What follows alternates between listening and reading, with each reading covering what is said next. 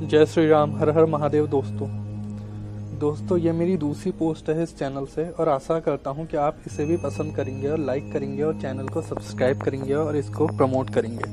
धन्यवाद दोस्तों। अब आते हैं आज के विषय पर।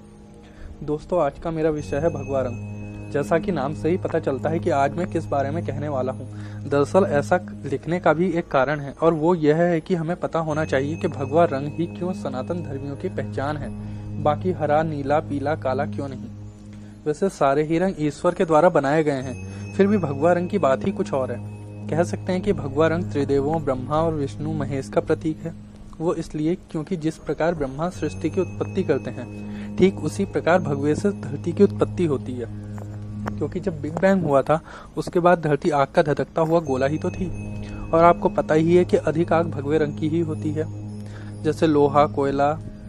इसी क्रम में भगवा ही सृष्टि का पालन करता है, क्योंकि धरती पर जीवन सिर्फ सूर्य की वजह से ही संभव है और सूर्य भी आग का एक गोला ही है। सुबह और शाम के समय सूरज भगवा ही दिखता है, किंतु दिन में किरणें तेज लगने के कारण पीला दिखाई देता है। इसी कारण ये भगवा ही विष्णु भगवान का प्रतीक हो गया। अब बात करते हैं विनाश की। तो हमारी मान्यता के अनुसार जब प्रलय आएगा तब पृथ्वी फट जाएगी और जिस कारण भूकंप, बाढ़ आ जाएंगे और धरती के फटने से लावा ही पहले बाहर निकलेगा और कारण भी लावा ही होगा, और वो भी भगवा रंग का ही होता है। इसलिए महादेव का प्रतीक भी यही है। शायद यही कारण होगा, तभी तो हमारे ऋषि मुनियों ने भगवे की महत्ता को अधिक महत्व दिया और उसी को धारण भी करा। कई इस्लामिक लोगों को ये कहते सुना है कि हरा रंग ना हो तो धरती पर जीवन ही संभव नहीं है। तो उनको ये बताना जरूरी है कि अगर भगवा सूरज ना हो तो हरे रंग की उत्पत्ति यानी कि पेड़ पौधे तो संभव ही नहीं है। तो सबका मूल कारण तो भगवा ही है। मानो या ना मानो, भगवा रंग परिपक्वता अर्थात मैच्योरिटी की भी निशानी है। जिस फल का रंग भगवा यानी कि हल्का नारंगी होने लग जाता है, उनका रंग, रूप और गंध हरे कच्चे फल से कई गुना अधिक बढ़ जाते हैं। यह भी कटु सत्य है।